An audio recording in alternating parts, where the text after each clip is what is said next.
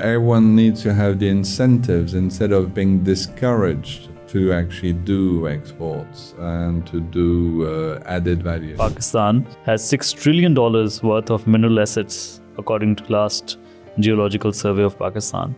So despite having these rich minerals in the country, why this has not been utilized to its optimum level? Pakistan does have a lot of critical minerals, Right. a lot of rare earths, not just in the northern areas, but you also have rare earths in Punjab. So you have a lot. They will sell it raw, pick up the money in Oman or US. So you think like in Pakistan, you see the future is really bright for the youngsters if these structural reforms are. And in my if view, they there's happen. only one.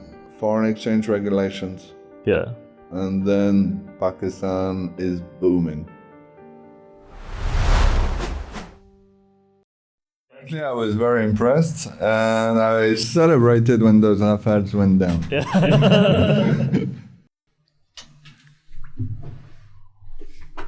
But now that you have your family here, you have your work here, did it like occur to you that, oh, maybe I could take my family abroad during this time, or if the war starts? No.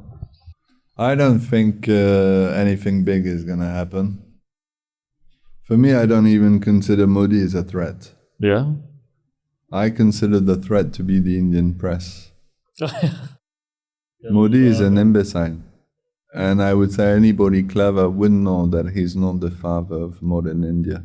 Yeah. What I find shocking about the situation in India is that because of this damn press, which is opinionated and not factual, even the Congress party, which is the opposition to the BJP, is saying, yeah, we're behind you against Pakistan. Go ahead and do it. And the only guy who actually said this is wrong is the Congress party in Srinagar. But the Congress party in Delhi, they say, go and get them, we're behind you. Yeah. I can believe. So again, that just shows how important their press is. Absolutely. And you saw that video of that kid who's saying, hey, shame on you, he's saying shame on me. Why? You know the one that I mean? Yeah. How can a journalist question anybody like this guy? Yeah. He is trying to make the kid say out loud what the journalist is thinking. There has been like so much propaganda going on, and it's been going on for quite some time now. But, people, I think that they've stopped to distinguish between that fiction and the reality when it comes to these sort of issues. I think like in India, it's also that, like you mentioned, that there's this propaganda that is going on there. That also like puts pressure on the politicians to do something about people's opinion, to address that, right? So nobody wins that in that situation then. I would argue that unfortunately, not as bad in India, not as bad in Pakistan as in India, obviously, but the press is largely no facts. We believe, you should believe. It's kind of the way they speak. Oh, why did he not do this when it's like this? It's non-stop when I watch these moderate, even Indian news channels. Why are they even speaking like this on a news channel? It's not a bloody intellectual, we make rounds in the sky. No. Facts. Step 1, step 2, step 3. Tell me that. That's what I want to know.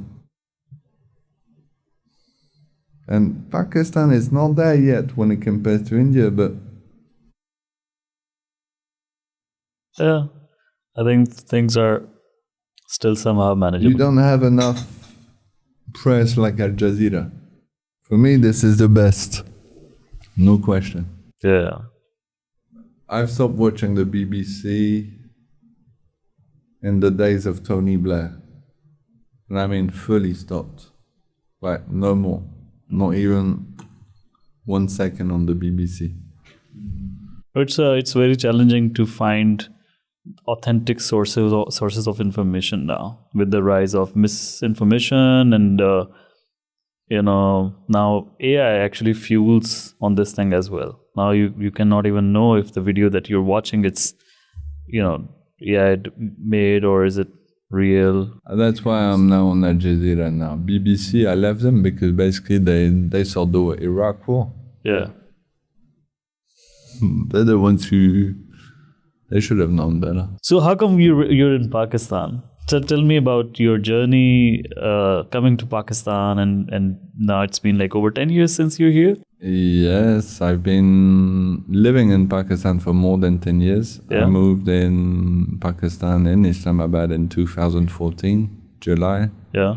I landed on the 13th of July, one day before the National Day of France. So I will always remember that day. I've opened up my business.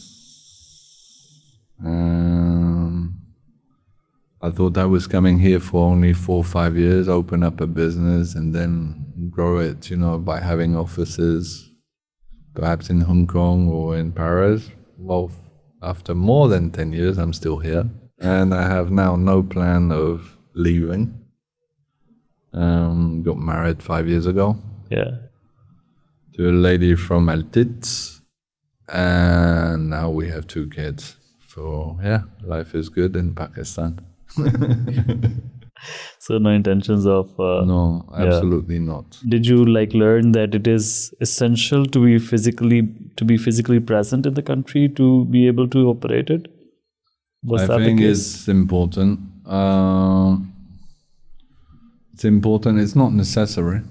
Okay, it can be very well organized. Me, let's say the flow of events, the flow of my life, put me in the place where I am today, which is that, today, technically, professionally, to actually work outside of Pakistan, it would be very complicated. Now, having said this, I have to travel non-stop. I have to visit my customers left and right. So I do travel, but we do everything from here. Right. And tell me about your business that you're into. So we buy precious gemstones, emeralds specifically, from Swat, from Chitral, from number of locations. We buy Pakistani emeralds. And we transform them into a finished product in Islamabad. Our goods are tailor-made.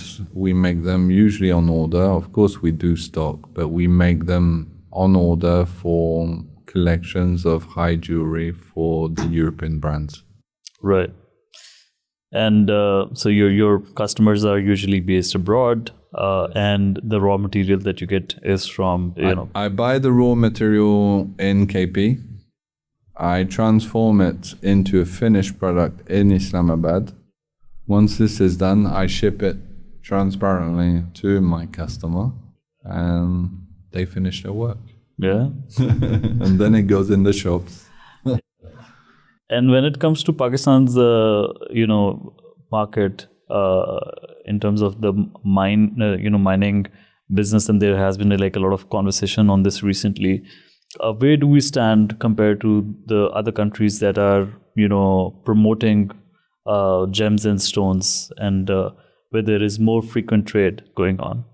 Well, one of the things that I've always said is that expertise, skills is not so much of an issue. It's easy to get, it's easy to train. All of my staff, I've trained them. I've got a few staffs now, and we're very good at what we do. My staff did not know what they were about to engage on when they joined. Right. They learned on the job, which again demonstrates that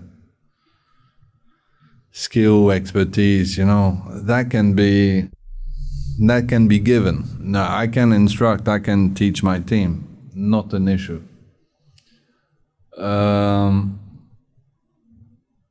The problems of doing this business in Pakistan is you don't really have the adequate ecosystem. Although, in terms of availability of natural resources, I was reading somewhere that Pakistan has $6 trillion worth of mineral assets, according to last geological survey of Pakistan.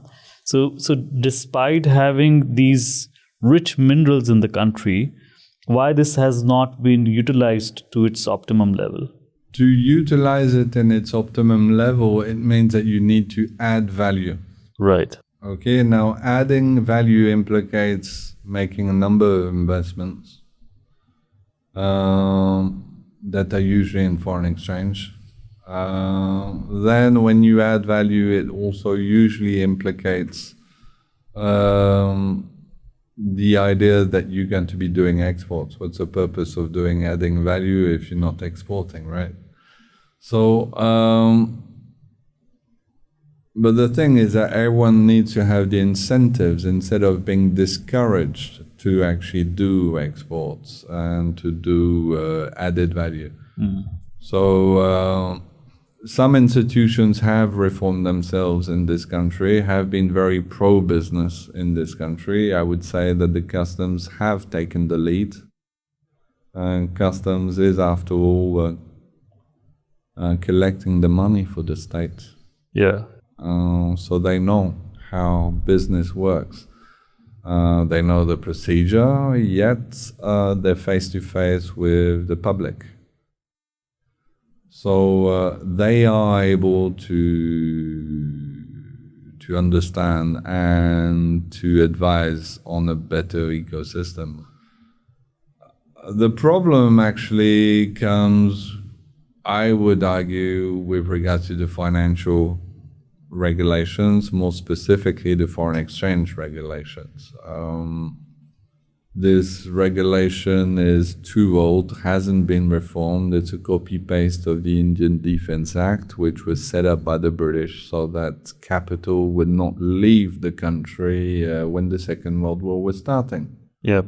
Now, there's been a few tweaks left and right. The India Defence Act became the Foreign Exchange Regulation Act, but the mindset hasn't changed.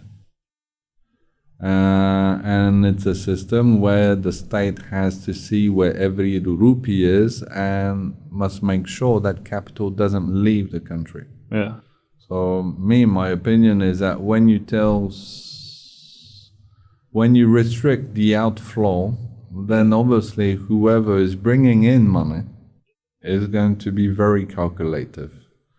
And I would argue that this is why there's so many Pakistanis in Dubai doing business, so many Pakistanis in Qatar doing business, because actually they can do their business legally, transparently from Qatar, but they can't do it from Pakistan.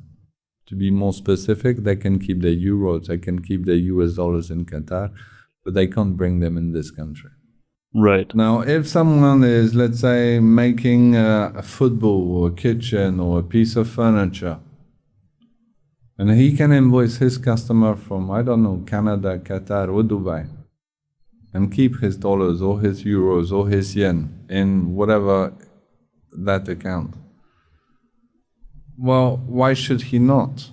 Because if he brings that amount, if he brings his profits into Pakistan, those profits will be converted automatically into PKR. And once it's converted into PKR, Well, how can I say? You're talking about a currency which is inflated that actually really nobody wants, very bluntly.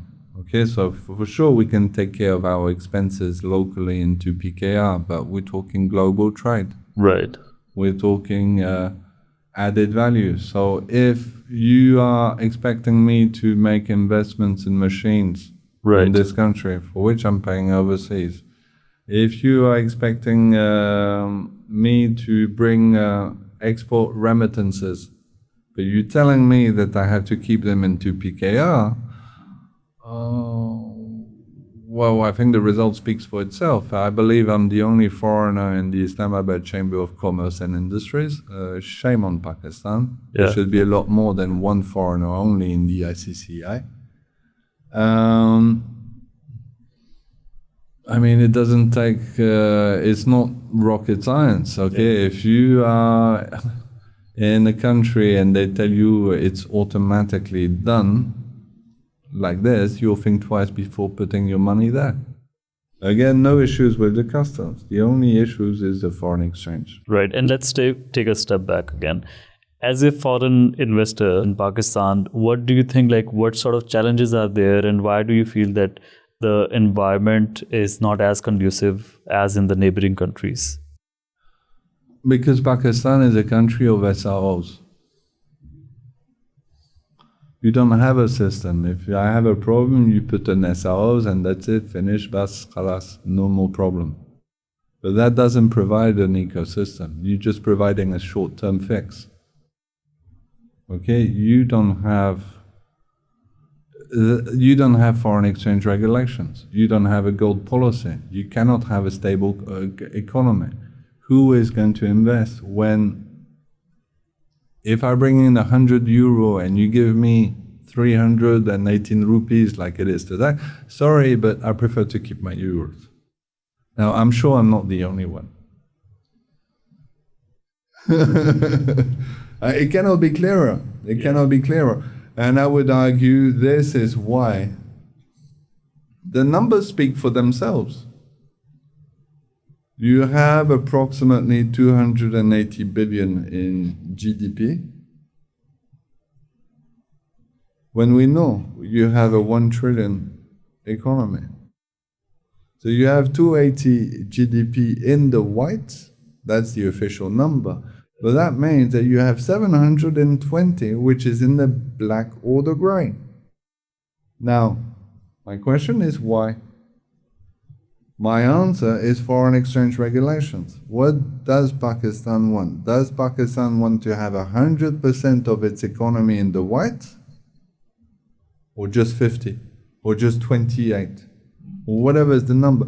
For me, the answer is simple. If Pakistan wants to have 100% documented economy, the only way for that is if there's Forex.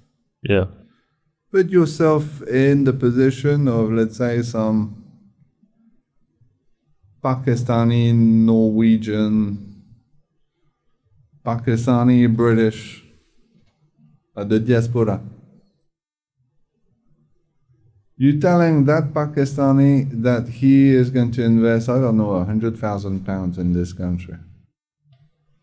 I'm guaranteeing you it's not going to be transparent. Right. Because he wants his 100,000 back. He's doing his business with some guy in Pakistan who knows the system. Probably the diaspora knows the system well. If he can put 100,000, he knows the system. But at the end of the day, they will need to kind of optimize. Otherwise, there's no way that 100,000 is coming in. What he will probably do is send that 100,000 to a personal account and not to a company account.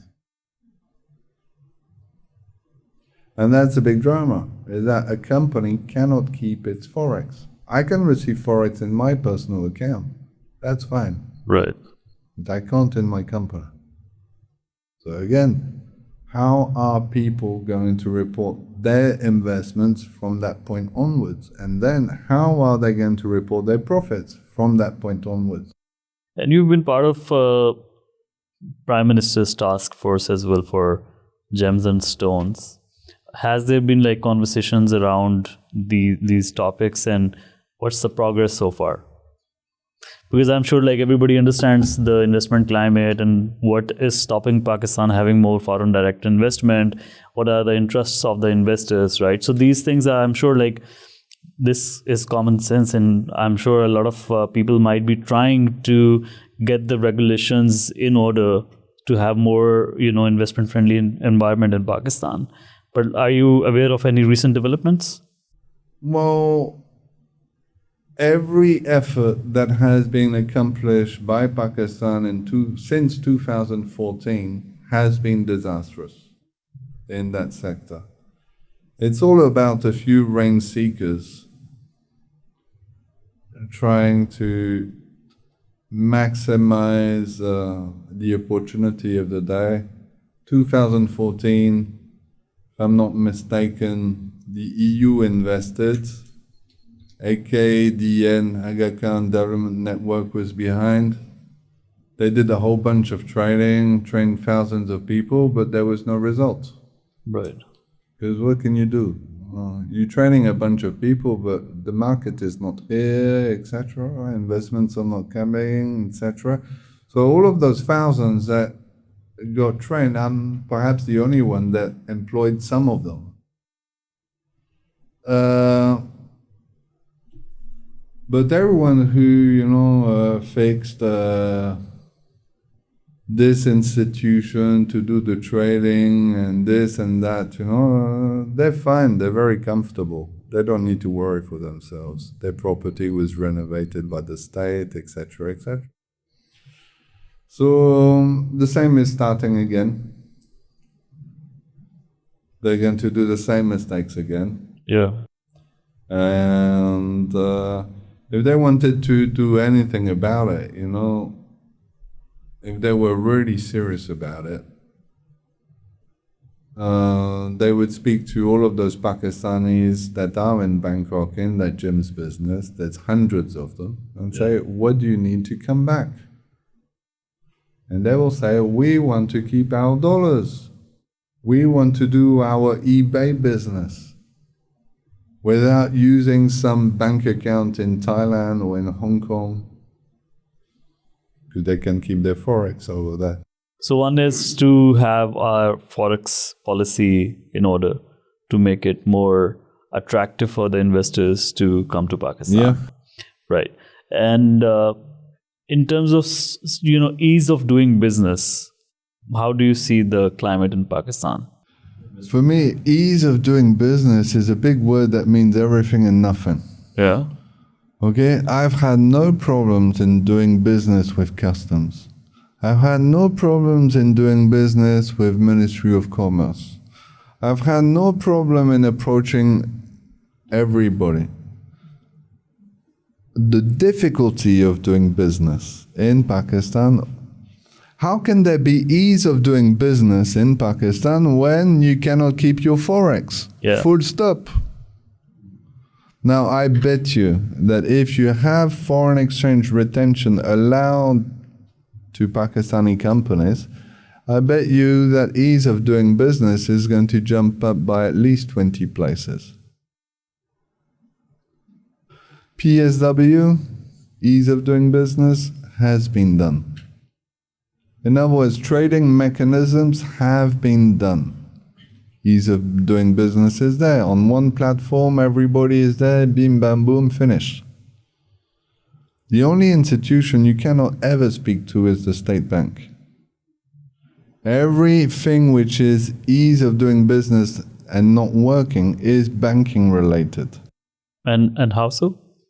Well, if I do an export, for instance, well, it's my bank that actually needs to do the entries into the Pakistan single window system. I don't have so much of an issue with this, but my problem is that you always need to verify what the trading manager is entering, because the guy is usually not very smart. He's likely to do a bunch of mistakes, and he doesn't really care because he's still going to keep the same job tomorrow. I would say that, let's say, 40% of entries done by the bank in the financial instrument have to be corrected. And that is because the bank is the authorized agent according to the state bank. I would prefer a system where if I make the wrong declaration, I am liable to 10 years in jail. But I am making the declaration, have it US style. I do a misdeclaration, okay, money laundering, bim bam boom, finish, off you go. Have a break for 10 years and we'll see you later. Yeah. I would prefer a system like this. That's ease of doing business. Instead of having a trade officer who knows nothing about business, operating that. So that's one.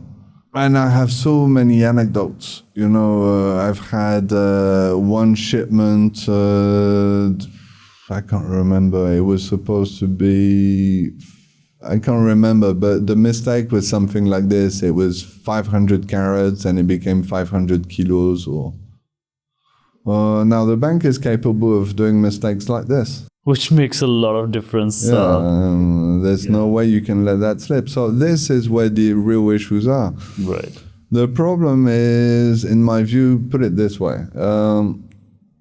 When you have a state bank that functions as it does today, the UAE and Qatar do not need to have an embassy in Pakistan. The state bank is doing the work for them.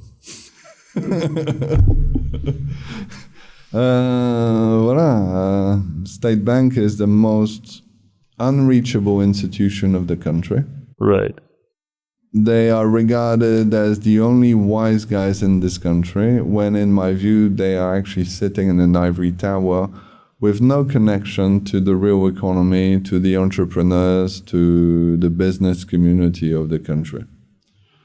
So I am, in my view, after 10 years in Pakistan, I can really, every headache that an investor will have is as a result of the banks.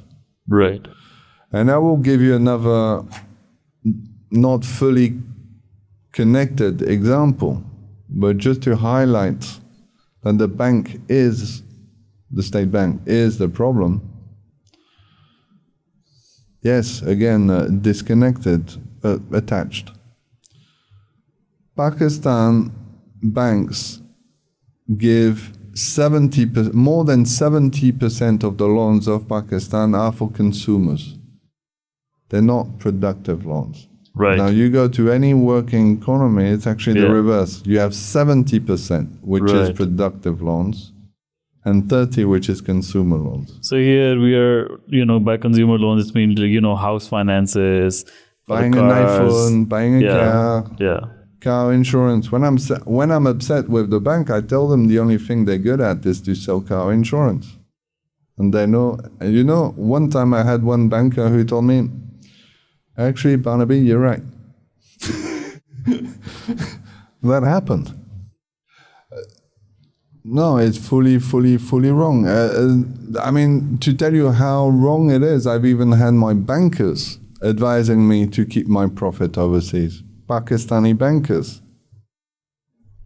So everything which is wrong in this country is connected to the bank. Law, not a problem. Easy to find a good lawyer. Easy to find anyone. Ministry of Commerce, great people. Customs, great people. But not financial institutions. And since you have been into the industry of gems and stones, how do you see the sector and, in terms of its potential? And, I always wonder that there has been a lot of discussion around Recordec as well. The government, again, claims that Pakistan has a lot of resources, and with Recordec, it is rich with gold. But why we haven't gold and copper, but why we haven't been able to make the best use of these resources? Well, number one, it took you, I think, almost 10 years as a country to have an agreement with those Canadians. And I'm sure that 100% of the discussions had everything to do with how do we split the money and how do we send it back home. So it's got nothing to do with the technique, the expertise, and it's got everything to do with financial regulations. Right. It's got nothing to do with trading. I will give you another hint. Right now, the Chinese are leaving with trucks full of ore, right? They just extract, they get their ore out and they refine it out. Why are they refining it outside?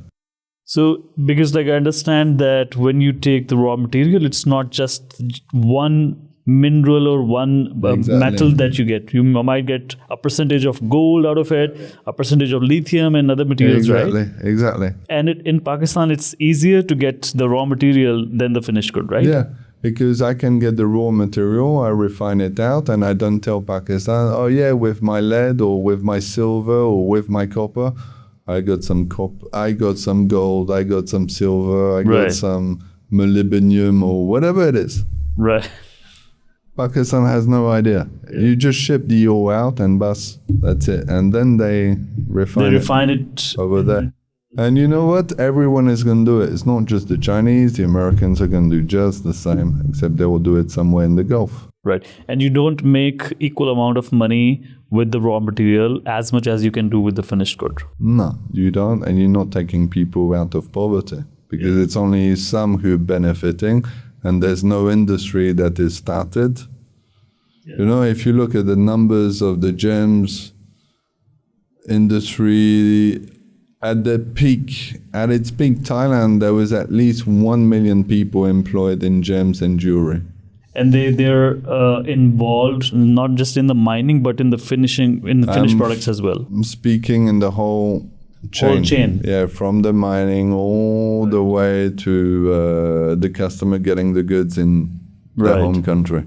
And in Pakistan, there is less focus on the value addition. And that's primarily because of... In Pakistan, it's almost suicidal to get into a process of value addition. Because number one, you don't want to say how much you're making. Right. You're getting all this unwanted attention. And everyone thinks that you're too smart, so obviously there's some things that you're not saying. So in other words, in Pakistan, it's very hard to work transparently. It's at your risk and perils. The thing is that there's no investor, or I would say there's no, forgive my humor, there's no halal investor who is going to be interested in investing if he cannot do so transparently. Yeah. If you tell him, your investment, actually put it in UAE like this, you know, he's going to stay out of country. So it's easier rather to have the raw materials, transport that somewhere else and process it there. Yeah. In the gems, it's been done in Jaipur. Yeah, Pakistan is supplying Jaipur. Right, so the raw material is then supplied to India for the processing. Through Dubai, through Bangkok. And it's transformed over in Jaipur, it's transformed over in Bangkok. And otherwise, like when it comes to, you know, processing those minerals for the value addition, the machinery, the expertise, is that like rare, which is hard to have in Pakistan? Or is it just that the difficulty of financials, which compels people to I think it's the financials. Yeah. I got a lot of my machines made in Pakistan. Right. Okay, the guy made it for me. It's for me, there's no question. It's my drawing, it's my requirements. But it's made in Pakistan, it wasn't imported from overseas. If I was to do everything using imported machinery, it would be hell. I have to consider, you know, the power situation, single phase, double phase, the fluctuation. So I know, for instance, if I was working with Swiss engines with my machines, I would have all sorts of problems. So I did, some reverse engineering and did the same machine, but to accommodate, let's say, for Pakistani electricity. Yeah. And this was done for me in Pakistan. So it's not a problem. I would say the biggest problem in Pakistan business and business stories is number one, the finances, because you have talent, but these guys don't access investments.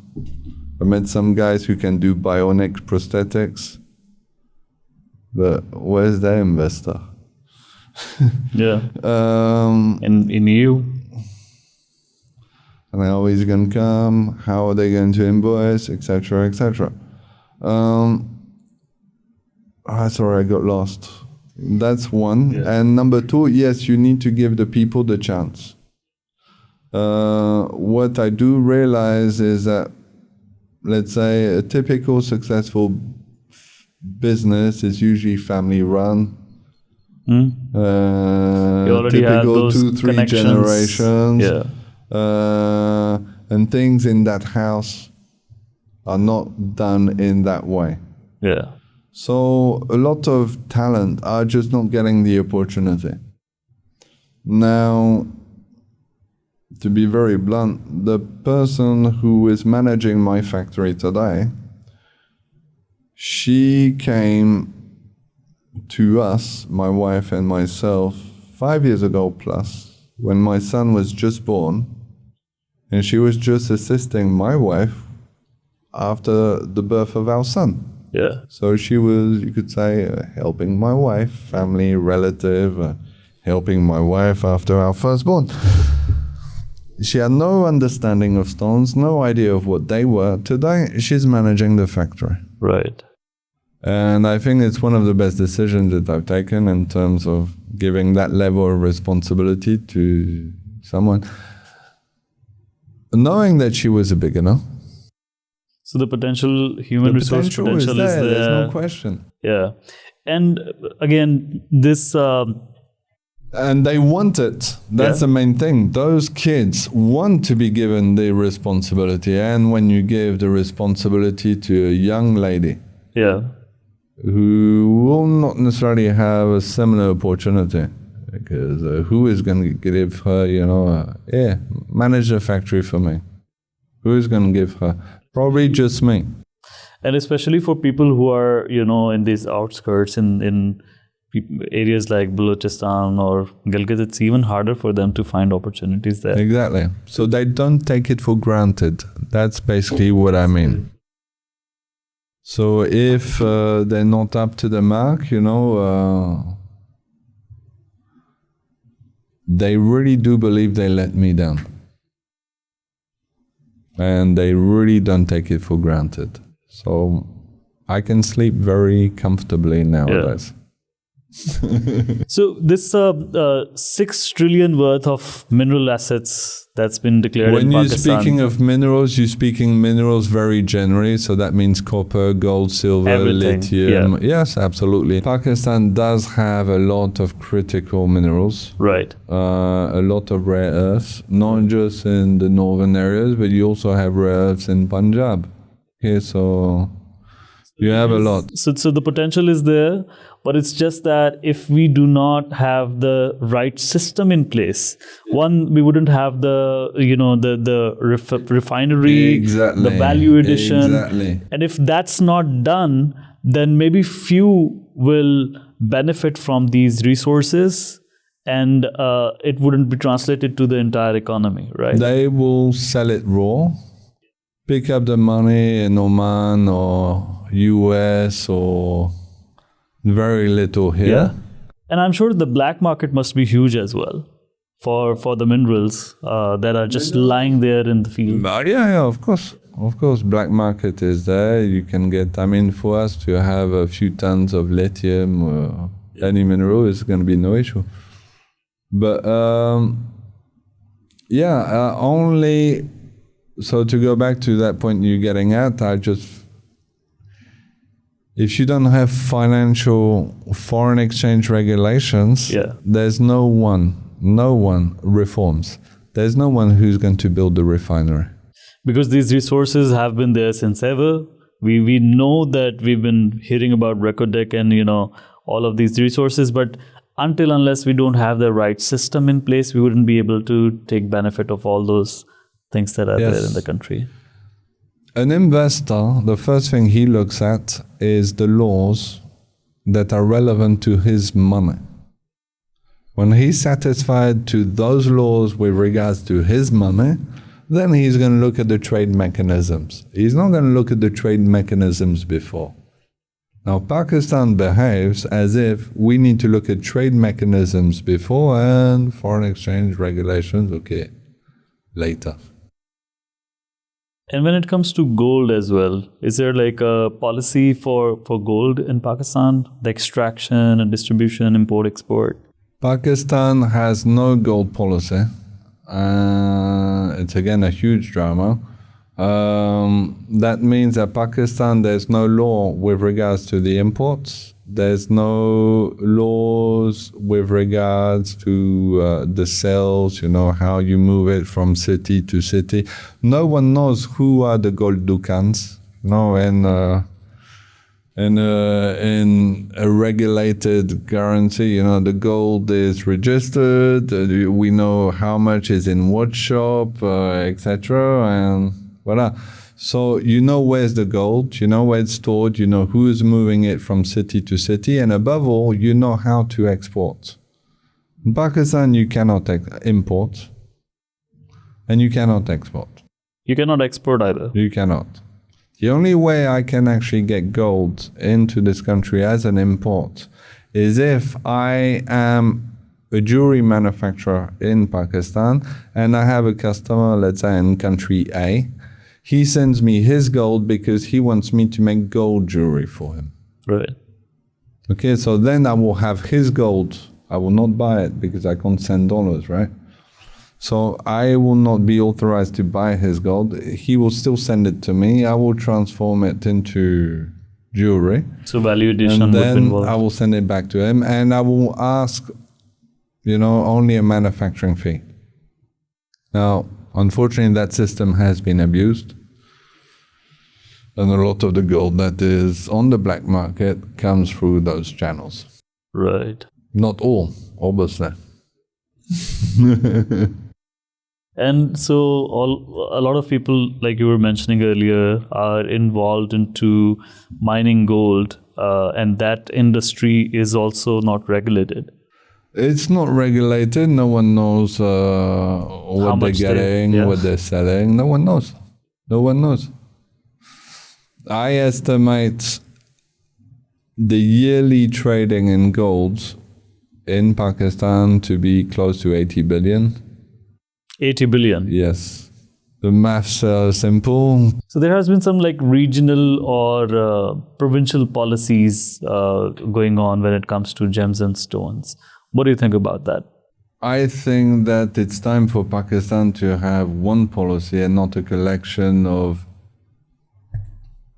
layers of different policies.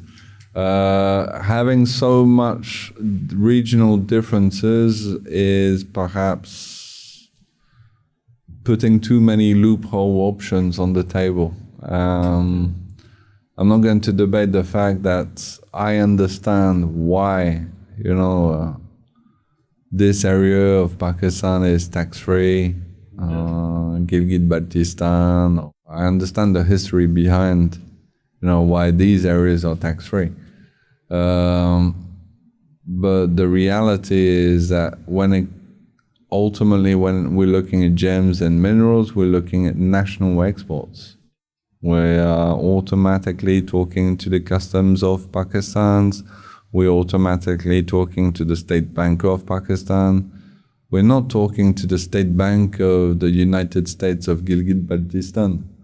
At the end of the day, the current provincial laws, I can be tax-free in Swat, I can be tax-free in Gilgit-Baltistan, but I'm not here. So you think rather than having one in Balochistan, one for KP, instead there should be a national policy? Yes, and at the end of the day, if anybody from Gilgit-Baltistan is explaining the situation to an investor, no one is going to be interested to invest in this country.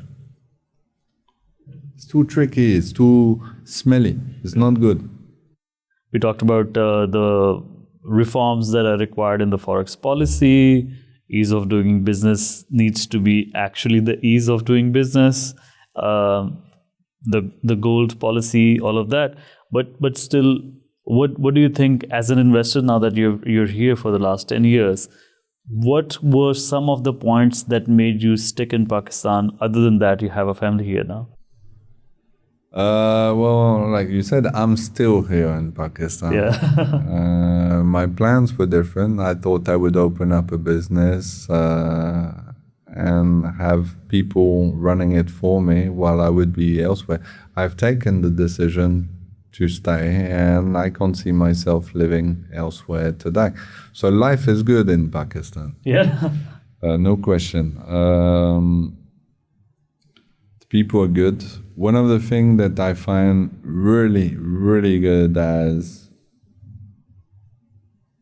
someone who's participating in the economy is to see how hungry my workforce and the youths of Pakistan, how hungry they are to be just given the opportunity.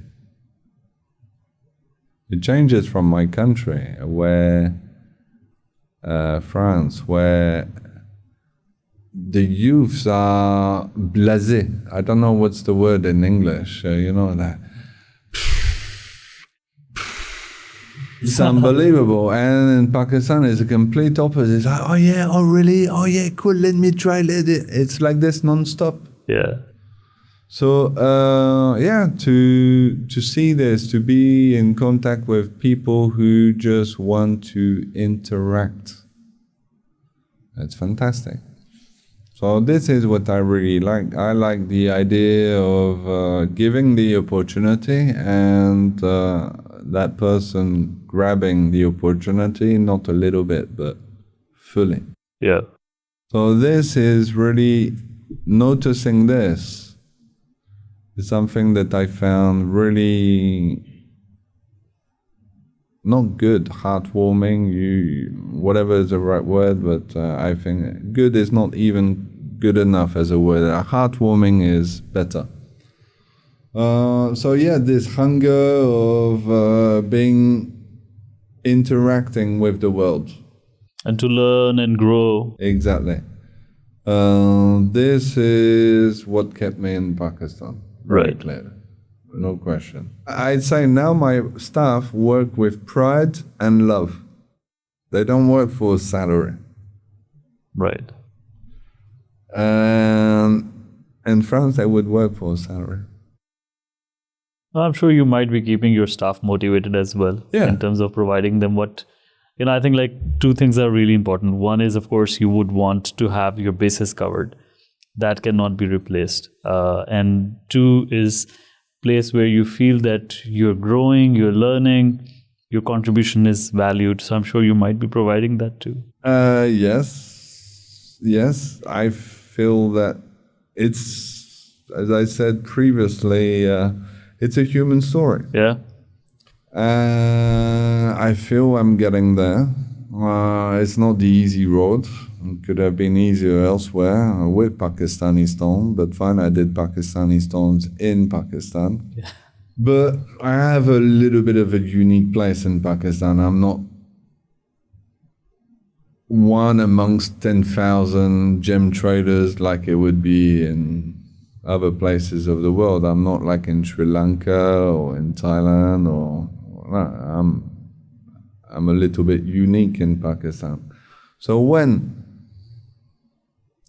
Pakistan goes through the reforms, I'm ready. Man, I will be the first one to be fully ready. And not just me, my team will be fully ready. And my team is excited, knows what's going on. Yeah. So, again, I don't think it's possible to have a human entrepreneur adventure as I've had in another country. Yeah. I don't think it is. I'm not going to say it's been millions. No, far from it. A lot of difficulties on the road, but when, it's not if, when changes happens, we'll be ready. We already are ready. So, it's a human story. It's a human enriching story. That's really what kept me in this country. I will tell you the details perhaps at some other point, but I've had a number of experiences in Pakistan, and when things were tough for me in this country because of the wrong associations, the wrong partnerships, it was actually my staffs who stepped came out for in me and helped you. Right. If it wasn't for my staff, I wouldn't be here. I've said it before. Yeah. So when that happens, I can't take it also for granted. So that's what happened. And of course, so I'm here. I'm here. Yeah. I have my CNIC. Well, I'm Yeah. here. So you're a Pakistani now. Well, good. Okay, now that you're in Pakistan and you have loved working with Pakistani youth here, any message that you would want to give out to the youth and especially those who are starting their careers? I would say this is perhaps one of the most exciting times in Pakistan right now. You have engineers, you have doctors, you have skilled, trained individuals like all of you and many others. And you have a country to build. Yeah. Nothing is built. You have everything to build. Now, in the US, in Europe, you know, what can I build which would be really new? Very little. Everything has been done, tried, thrown away already. It's going to be quite hard to be different. It is possible, but in a place like Pakistan, you can start from the beginning, and it's very, very, very good. To have a clean table is better than to have a completely messy table. So the potential is huge in almost every field. Market is not saturated. Exactly. There's nobody who's engaging into added values. Like we said, that's a huge, huge potential because Pakistanis have the best ideas. They're so creative. I think you've had a few Nobel Prizes in this country, so skills, expertise, it's not the issue. It's just not. You will be able to, when these structural reforms are happening, then the youth of this country are just going to have the best time of their lives, and you'll find that the brain drain will be coming back to Pakistan. I'm certain of it. Really? Yeah. What is someone going to do in London now? Work in some law firm, a banking firm, a doctor? What is he going to do in London now? He's going to have a miserable life. What is he going to do in Paris? He's going to have a miserable life. Boring, as we say in French, métro, boulot, dodo, you know, subway, work, sleep. You know, that's the life over there. So you think like in Pakistan, you see the future is really bright for the youngsters if these structural reforms are. And in my view, there's happen. only one. Yeah. Well, foreign exchange regulations. Yeah. And then Pakistan is booming. 70% population under the age of 30. Pakistan is booming, no question. So just to wrap up, a few of the things for Pakistan to be at that point that people are returning here and looking for the opportunities that they may not be able to find abroad. One, people are already coming back. Really? Believe me, I know French guys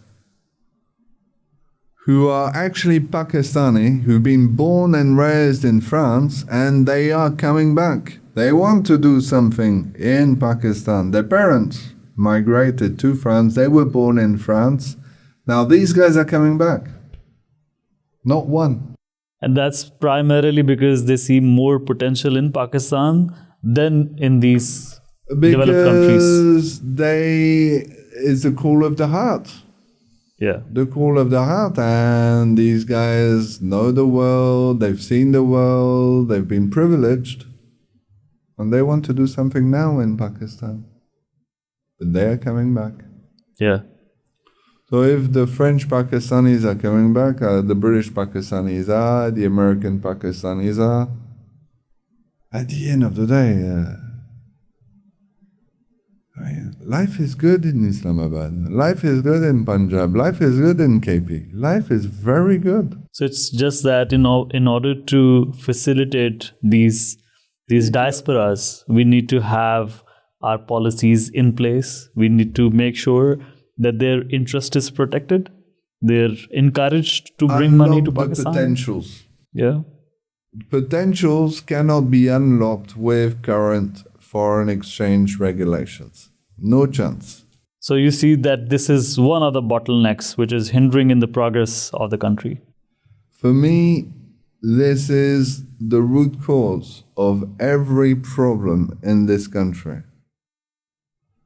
I would argue that the economical instability contributes to the law and order situation of the country. Yeah. I would argue that the economical instability contributes to the political instability of this country. So you feel that if we have our economic stability in the country, that would also translate to political stability. Yes. So all this political instability that we see today, it is directly linked with economic instability as well.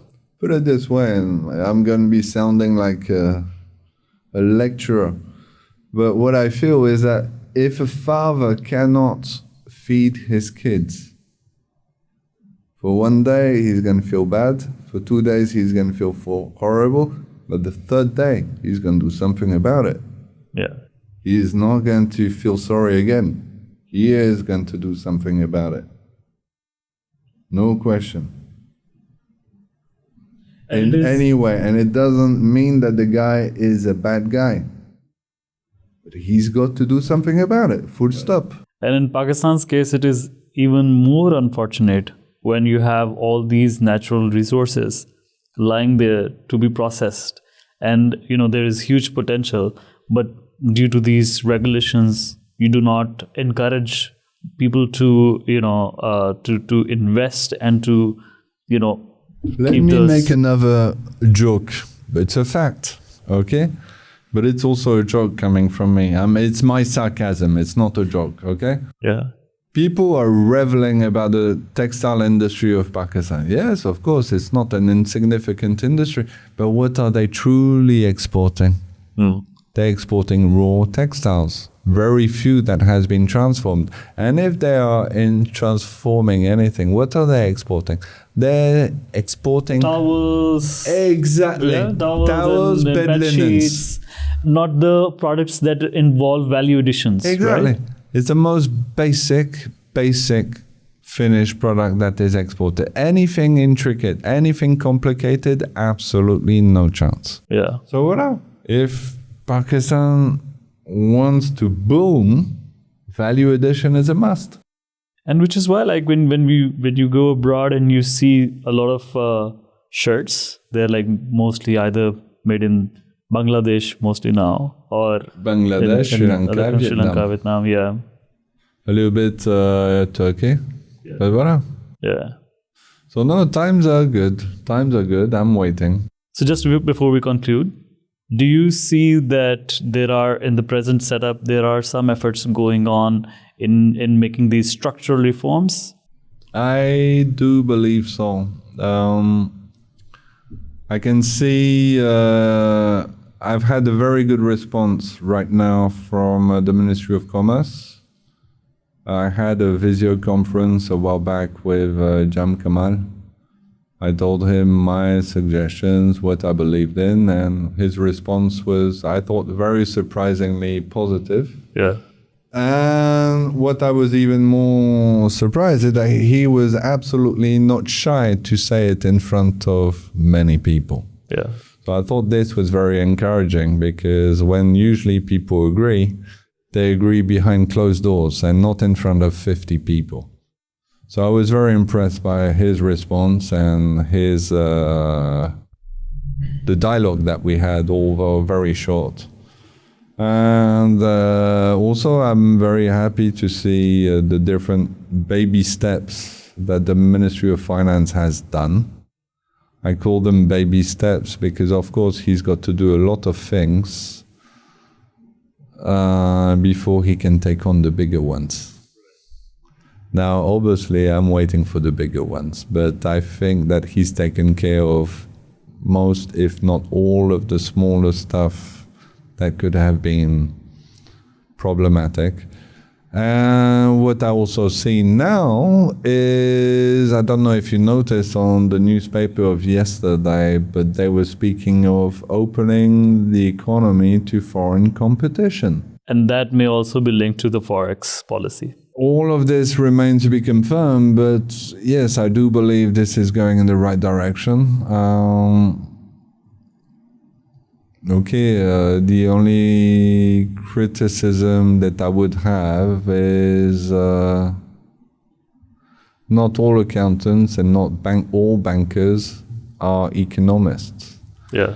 But I am very happy with the current Ministry of Finance, and I'm very happy with the current Ministry of Commerce. So all positive steps, and hope things do get better in the future. Yeah. And likewise, they've put also a ban on the export of gemstones, jewelry, and gold. And I thought this was fantastic. Yeah. Because what it means is that they are going to clarify the policies and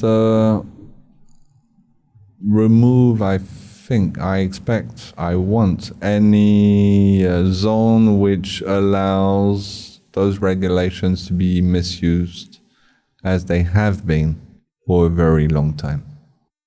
So then future is good? Yeah, I think so. As I say in Pakistan, expect the unexpected. Yeah. But the unexpected can be very good. And I hope that unexpected happens soon. Yeah, I do think so. I think right now Pakistan is very much in a similar position as India in 91. It was also like a closed economy in that sense. It was a crashing economy, almost bankrupt, no exports, it was no gold policy. Yeah. And now, well, the rest is history. Yeah, so maybe Pakistan could also despite the differences. And let me say this, the guy who made the change in India wasn't Modi, it was Manmohan Singh. I think he was the finance minister back then. Precisely. Yeah. And then the PM. But above all, he was an economist. Yeah. A real one. I think with the current, all of this mess that Modi and his government has created, I hope things keep going in the right direction. But apparently, I feel that they've lost the track, especially with this sort of propaganda war going on.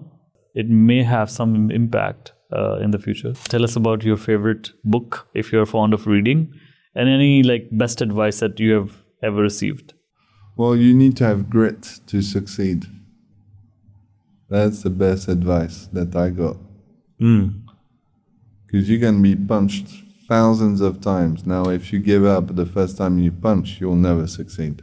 So you need to keep going. You get punched, you get punched, you get punched, you smile again, you smile again, you smile again.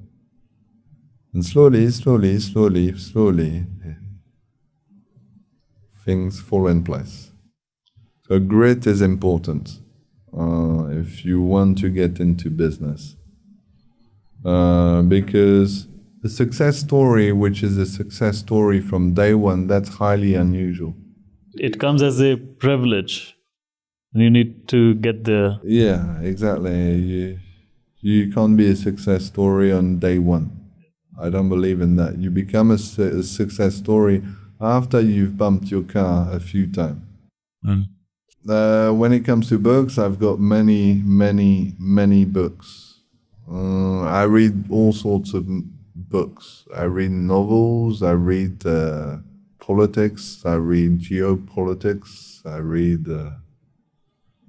But I would argue, I will name 3 books, if you don't mind, on 3 different topics. One book, I forgot the name of the writer, the guy is Australian. The book is called Shantaram. Story of a gangster who disappears in India and makes a new life for himself over there. Very amazing novel. inspired from his own life.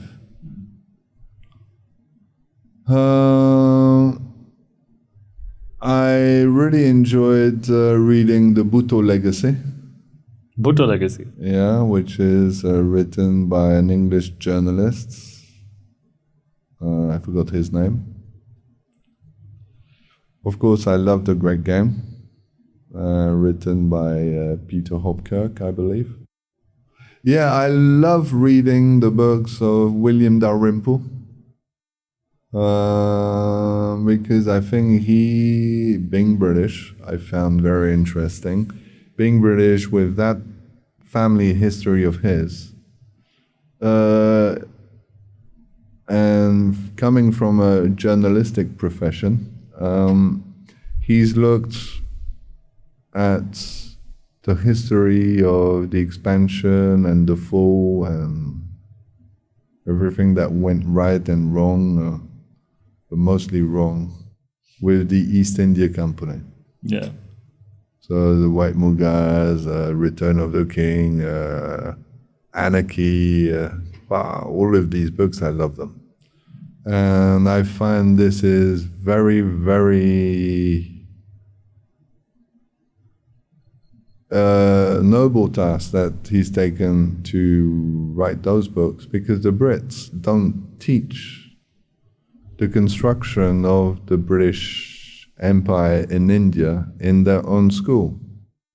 I guess the reason is they're too shameful to teach how the biggest empire building chapter of their history happened. All right, Barnaby, thank you so much for your time. It was really a pleasure to have you here.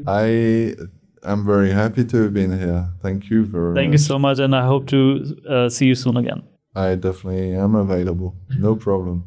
Thank you.